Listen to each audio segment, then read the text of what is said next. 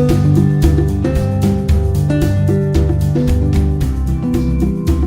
back to the Redeeming Real Estate Podcast. As always, my name is Robbie Osinga. And I'm BJ Armstrong.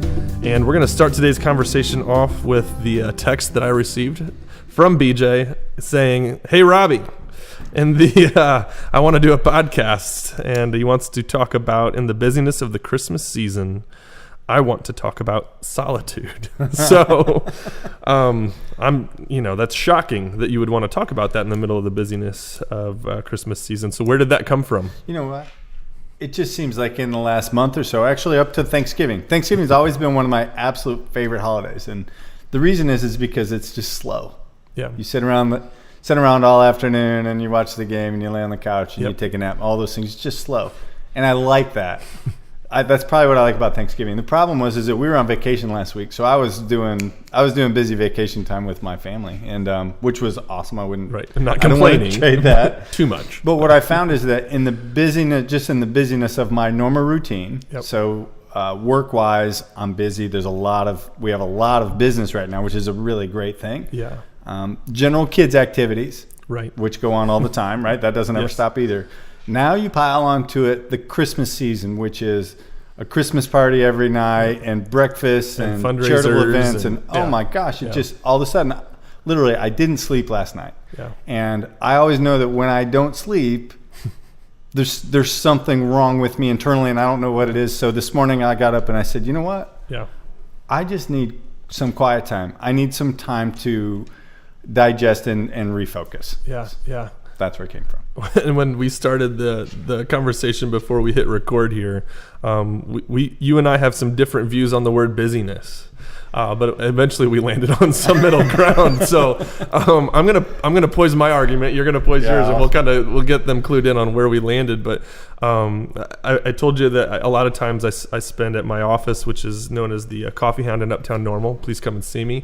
And so I'm there because I like working around people. I like working around them. I just don't want them to talk to me a whole lot. But I'll remember that. Yes.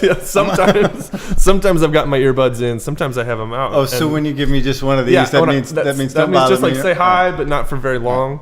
But when I have them out, sometimes what I realize is that like a lot of coffee houses, people come there to connect, to catch up. And the amount of conversations where I've seen people sit down and go, and then, how are you? And the immediate response is busy. Mm-hmm.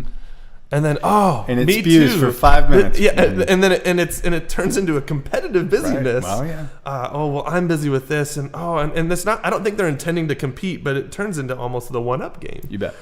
And it's a bit of a. I'm sitting back there with my little pastoral heart, going, right, because my wife and I have actually chosen in this season of life that if we respond with the word busy when someone asks how are you, that's our litmus test that we're off. But that's because my definition of busy isn't a positive one. It's one that for me is sort of a litmus test of. And I think that's valid. There's a lack of margin. I think that's valid because I probably compare anti-busy with sloth. Yeah. Right. Yeah. So I go, well, if I'm not busy, something's wrong with me. Right. I'm not being productive. Sure. Which is completely not true. Right. And I think that's where I think the competition stems from, is people are trying to prove their worth, that their life has value. And so if I don't kind of at least keep up with you, or at least kind of get close, then I may be perceived as like a waste of the human race. And you just hit it. You said you have to prove that your life has value. So when I say I need some quiet time, I need some solitude time. Yeah.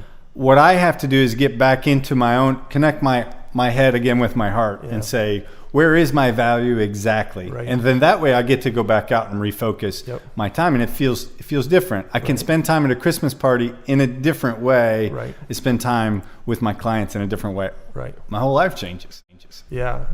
So where we kind of land on this is that busyness in and of itself isn't a bad thing, but when busyness is lacking meaning and lacking purpose and gets sort of in that twisted way that we just talked about, that's not okay. So you talked about you needed solitude. Right. Solitude is scary in our culture because busyness is like this badge of honor. Right. And honestly, again, we have those self-doubts. If I stop, right? Like if I stop, what are people going to think? And what am I am I going to do? What am I going to, No my doubt. head's going to go 1,000 different directions. Yeah, And- really. And even when I think about, I do wonder, are people wondering why I'm not at the office? Yeah. I absolutely, I have that phobia all those about me. expectations, sure. And then I have the bigger scare is that what goes on between these two things when there's no other sound is Yeah.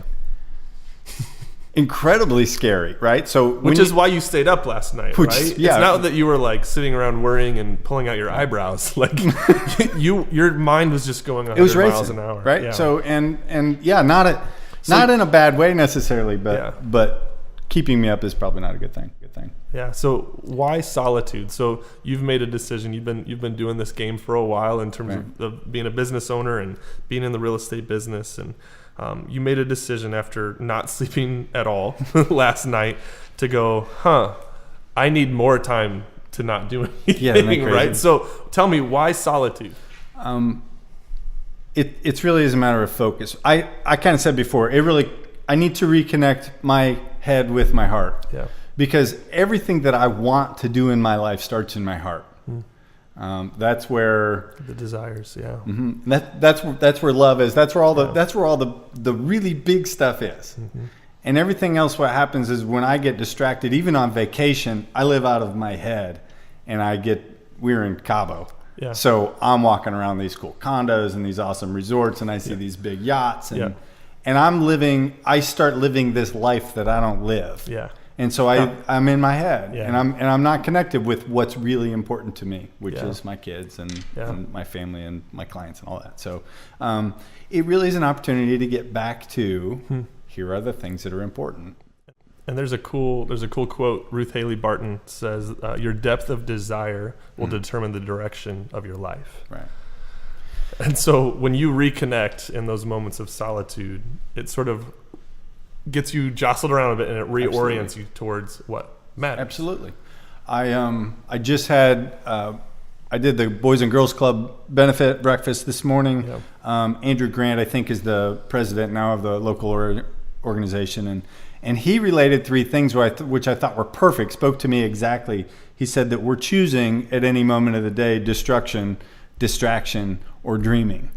And solitude for me links to that dreaming, because the dream again starts to tie back into your heart. How do you get back into those deep desires that define for you a life worth living? Yeah. So for some people, like we said, solitude, or even just the thought of being alone with your thoughts, it's scary. Henry Nouwen, right, is a monkish kind of guy, right? A way smarter person than way the two smarter of than I us am. combined. Yes. But he writes, he explains solitude as the crucible of transformation. And obviously he uses that word crucible intentionally because there's nothing fun about what goes on. But what I like about transformation is that is where you transform. That's where you become this, hey, I've been this idiot out running around 1,000 miles an hour and not paying any attention to those things that are super important to me. Right. And I reconnect. Yeah. So I become transformed. Yeah. And that is in those moments where you are suddenly aware of how overwhelmed you are with busyness. Your desire at that moment, if you could hear your heart, is to be transformed, because this ain't working. Right. And so a lot of people, like I said, are so afraid, though, to be alone with themselves. Spoke with a friend recently as I'm trying to embrace this in my own life and finding some margin and a better pace for my family and I. He said, man, that is not where I'm at. And went on to tell me that he's literally going out of his way to avoid being just alone. Or even to be with his family because of some poor decisions he's made business-wise, Right. some things that he knows when he sits alone with himself, he's going to have to confront those Right. things. He's going to have to be honest There's a about guy things. named Emil Griffith that wrote a book called Wilderness Time, and it's all about spending time quietly like that. And her whole thing is that people are afraid of actually hearing God in those Yeah. moments, and I get that. So Yeah. so there's a point of where I've been kind of this wild soul for so long. Yeah. That if I get to that point, I'll be reminded about all the things that I've screwed up, and I don't want that either. Yeah. So I fully embrace the fear of being in solitude. In fact, it's funny. Somebody asked me recently, "What's the most fearless thing that you've done?"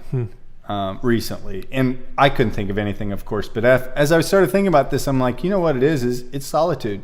Yeah. The most fearless thing that I can do at any point in time is to stop and get back into my own heart and see what's going on in there. Yeah. In an effort to give those who are listening or watching this a couple of ways to get started with that, because I think you need a little bit of a plan, especially if this is not a practice that you're used to employing in your own life.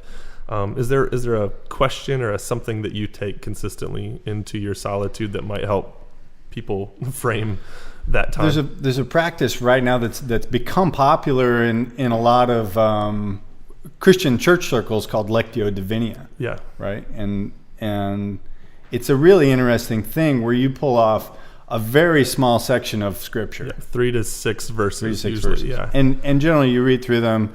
Right. You'll read through them multiple times. One thing will stick out. Yep. And then it becomes a time of meditation on that one thing. So it's really not, solitude for me is not at all about, sit down and clear your mind of everything and just be still. It's not that. Yeah. It's about really deep, intense focus on one thing. Yeah. And I choose one thing that I know to be truth. Right. Right. So it's not just connecting with your heart. In you and I's case, it's connecting our heart with. Hey man, honestly, God, I gotta be honest. What's in my heart is not always a good thing. Right. Yeah. So it's got to be run through the filter. I do want to make sure that it's appropriately filtered. Yeah. Well, one of the tools that I've found, it's similar to that. It's funny, it's neat to see that ancient practices within our faith are starting to come back into the conversation. Right. And so, Lectio Divina is an ancient thing that, born and raised in a non-denominational church, I didn't know that there were things that millions of people were reading the same prayers every day until last week, you know? And so another one that I've found recently is called Examen. So EXAMEN. And it is, it's a really simple 3 to 4 minute meditation. And it's actually, for those of you who've got the YouVersion Bible app, if you search in that under the reading plans, Examen, it'll come up with, and it's just 3 or 4, I think, and it's literally you push play, and it will take over. You can put your earbuds in, and it will, some nice gentle music will start to play, and it'll ask the questions, and it'll prompt you to look back over your day, to look for the ways that God has moved, the things that brought you joy, to thank God for those things, to look back over your day and the things that you feel like, I could have handled that better. Absolutely. Ask for forgiveness, and then to look ahead about the day to come. It's just so simple. And I sometimes I'm just like, I'm so scatterbrained. I need to push play on something that will literally It's calm my interesting, heart rate. as we talk, it's easy for us to move to that spiritual component of this. And I got to believe there's some people who listen to this that are going, nope, I don't have a spiritual component. I'm not going there.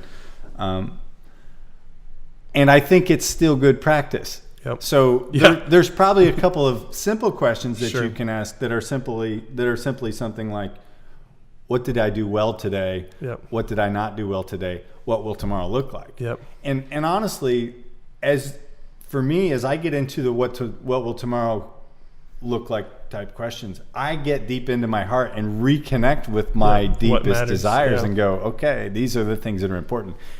It really helps me prioritize everything from then on. Yeah. For another couple hours anyway. So in the midst of the busyness of the Christmas season, we've been talking about solitude. What do you hope that could maybe be true in the life of someone who's listening to this as a result of embracing solitude? Again, it's a hard thing. What do I hope? I hope somebody takes a whole day off and just right. But I can't do that. I've done that one time in my life, and it was honestly a miserable experience. I did not do well with it. What do I hope? I hope everybody would stop for 5 minutes and shut off their cell phone. Yep. Don't take any alcohol with you. Don't take your watch with you. Just go be somewhere alone in a room and sit and think. And think about what's important to you. Think about what you've been doing. Think about what's in your heart at that very moment. Cool. I like it. Right. That's our hope. Well, thanks again for listening or checking out the Redeeming Real Estate podcast. We do hope that you take a break, that you lean in to what's going on in your heart, that will start to change the way things happen in your head and change the way hopefully some things happen in your life. So until next time, thank you very much.